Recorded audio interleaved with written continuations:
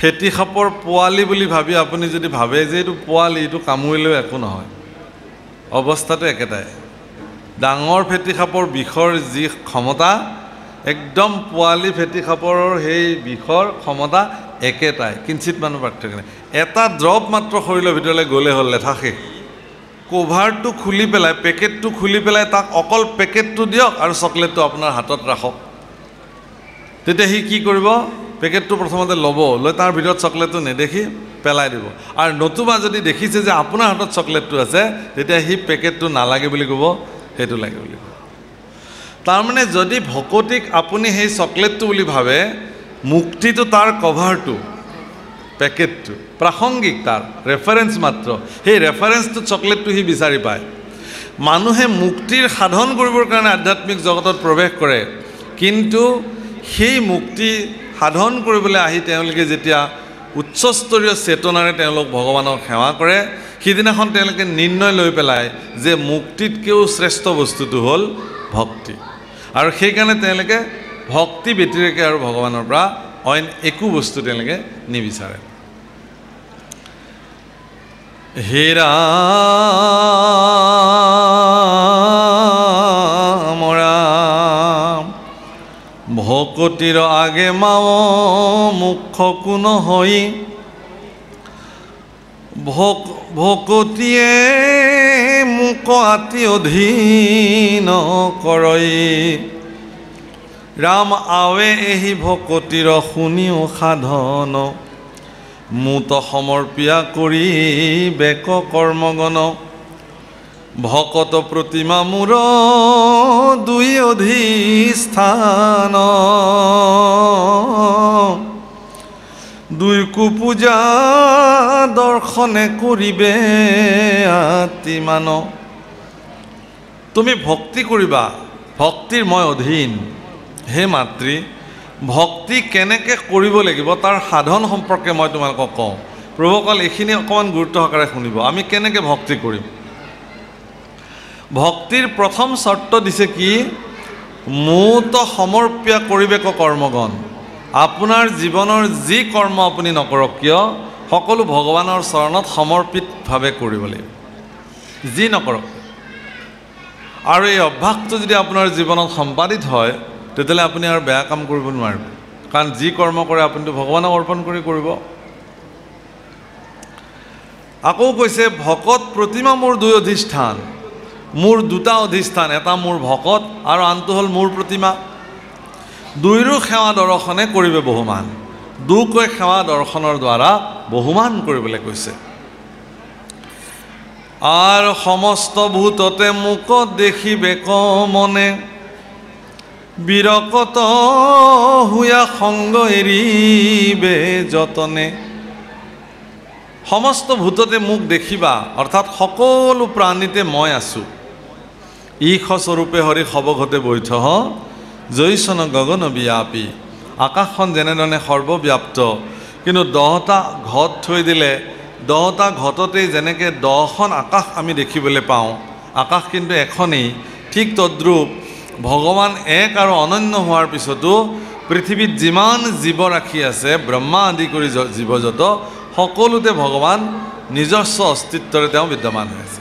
আৰু যেতিয়ালৈকে থাকিব জীৱ, তেতিয়ালৈকে চৈতন্য। আৰু যিদিনে ভগৱানে তেওঁক এৰি দিব, সেইদিনাই তেওঁৰ সকলো শেষ।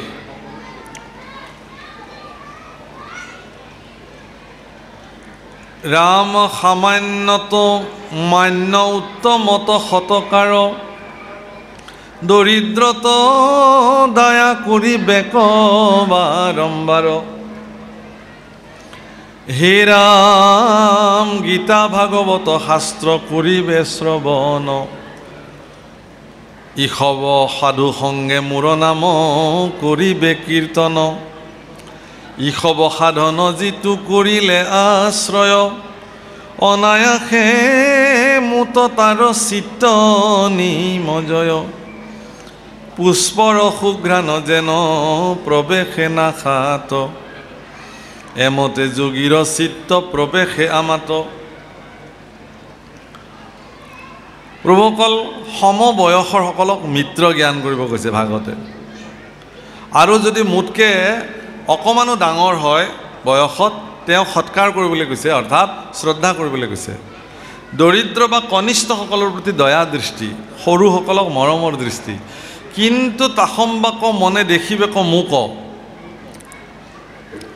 কিন্তু সৰু হ'লেও সমান হ'লেও ডাঙৰ হ'লেও ভিতৰৰ যিটো আত্মাশক্তি সেইটো সকলোৰে একে। ফেটি সাপৰ পোৱালি বুলি ভাবি আপুনি যদি ভাবে যে এইটো পোৱালি, এইটো কামুৰিলেও একো নহয়, অৱস্থাটো একেটাই। ডাঙৰ ফেটি সাপৰ বিষৰ যি ক্ষমতা, একদম পোৱালি ফেটি সাপৰ সেই বিষৰ ক্ষমতা একেটাই, কিঞ্চিত মানুহ পাৰ্থক্য নাই। এটা দ্ৰৱ মাত্ৰ শৰীৰৰ ভিতৰলৈ গ'লে হ'ল, লেঠা শেষ। গতিকে মোতকৈ সৰু তেওঁৰ ভিতৰতো আত্মাৰাম বিদ্যমান হৈ আছে, মোৰ সমবয়সৰ তেওঁৰ ভিতৰতো ভগৱান বিদ্যমান। এইটো দৃষ্টি ৰাখিব দিছে।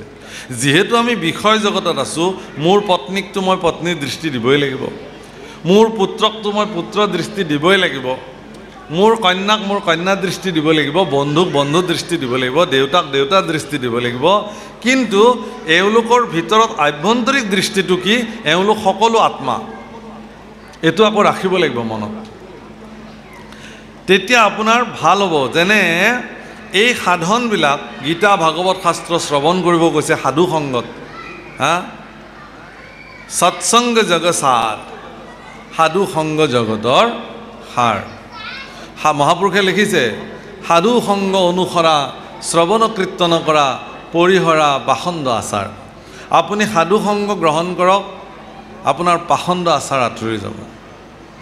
ব্ৰহ্মানন্দ স্বামীয়ে গাইছে, কাশী যায় মথুৰা যায়, যায় হৰিদ্বাৰ রে, सार धाम तीरथ फिर आवे, मन का नहीं सुधार रे, सत्संगत जग सार साधु, सत्संगत जग सार।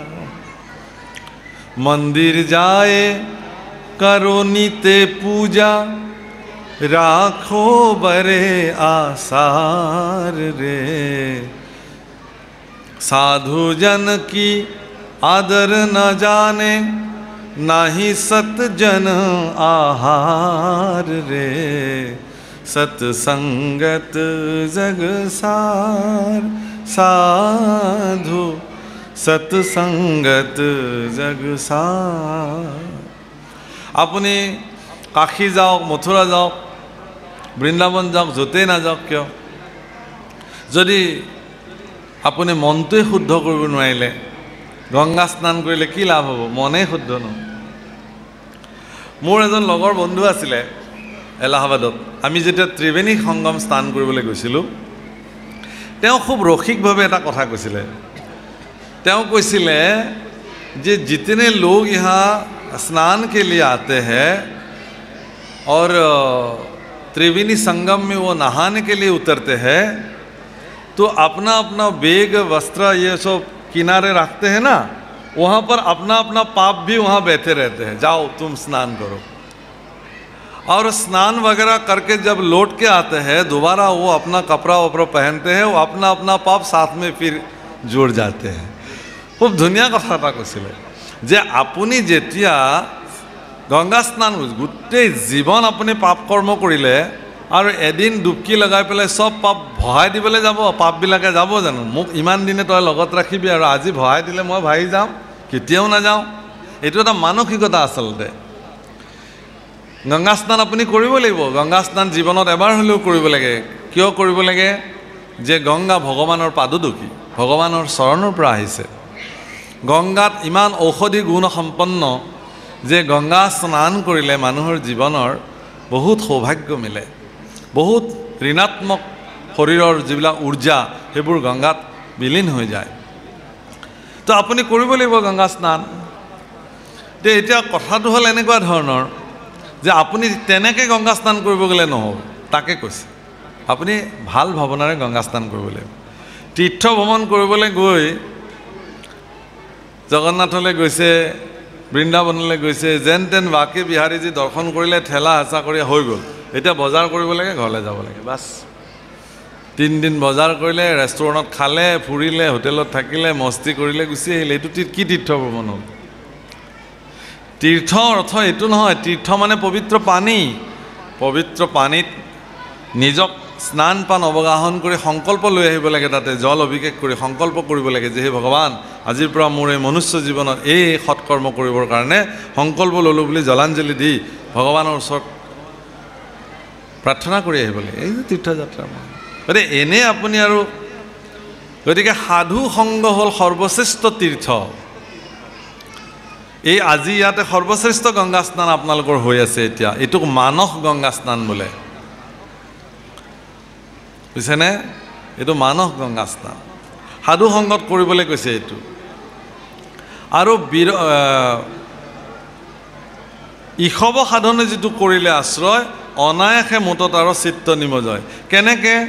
পুষ্পৰ সুগন্ধি, আপুনি এপাহ ধুনীয়া সুগন্ধিযুক্ত ফুল ফুলি আছে, আপুনি কাষেৰে যেতিয়া যাব, আপুনি ইচ্ছা নহ'লেও আপোনাৰ নাকেৰে তাৰ সুগন্ধি সোমাই যাব।